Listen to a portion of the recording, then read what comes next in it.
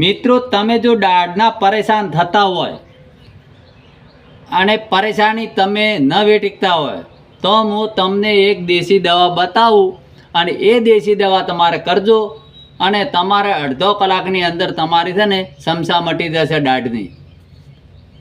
અને મિત્રો, એ દવા છે ને આપણા ખેતરમાં મળી જાય, પણ ખેતરની અંદર કઈ કે વાવેતર થતું એવા ખેતરમાં ન મળે. જૂનું ખેતર પડ્યું રહેતું હોય, કોઈ ટેબાળું હોય તો એના ખેતરમાં તમને મળે. બાકી કોઈ રોડ છે, રોડ કિનારે હોય ને, રોડની કિનારો ત્યાં આગળ તમને મળી જશે.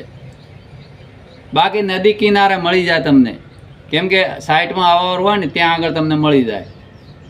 તો મિત્રો, એ દવા કરવાથી તમારે અડધો કલાકની અંદર દાઢ મટી જાય અને જીવડા હોય ને તોય મટી જાય. પણ એનો ઉપયોગ કઈ રીતે કરવો એ તમને હું સમજાવું. કે જો એને કંઈ આપણે છે ને દેતવા કહો, બરાબર, અને એના એગારા લેવાના અને એગારાની ઉપર એને નાખવાનું, બરાબર. અને એનો પછી તમારે છે ને ધવાડો લેવાનો છે. અને એ ધવાડો તમે ઊંઢામાં લેશો ને, અંદરના જીવડા છે મરી જશે, દાઢનો દુખાવો હશે પણ તોય મટી જશે. તો ચાલો તમને મિત્રો બતાવું, બરાબર. તમે જોતા જ રહેજો. હાડો આપણે તમને હું બતાવવા આવું અને તમે ધ્યાનથી જોઈ લેજો. અને એ વસ્તુ તમારા કોમમાં જ આવશે.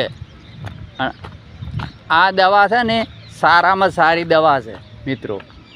આમ તો આપણે જો દવાખાને તો ન મળે, દાઢના આપણે બહુ પરેશાન થતા હોય, કેમ કે દાઢની પરેશાની તો બહુ હોય જ છે. કેમ કે દાઢ એટલે તોબા લેવરાઈ દે આપણને.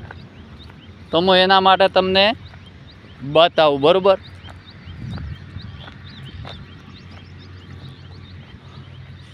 હવે મિત્રો જો હું તમને બતાવું, તમે જોઈ લેજો.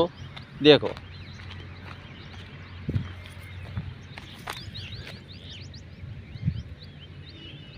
દિવસ છે ને એટલે મિત્રો દેખાતું નહીં, પણ તમે આ જોઈ લો. આને ભાઈ રેંગણી કહેવાય. શું ભોય રીંગણી? શું કહેવાય? ભોય રીંગણી. દેખો, એને આ છે ને એ આ રીંગણું આવ્યું, બરાબર. જોઈ લીધું. આ રીંગણું છે ને એ જ તમારે આને શું કરવાનું? સૂકવી દેવાનું. અને સૂકવીને અને પછી તમે કોઈ બી એગારાની અંદર નાખવાનું અને આપણે ધવાડો જ લેવાનો છે. બાકી તમે ધવાડો લેશો ને એટલે તમારી દાઢની સમસ્યા મટી જશે.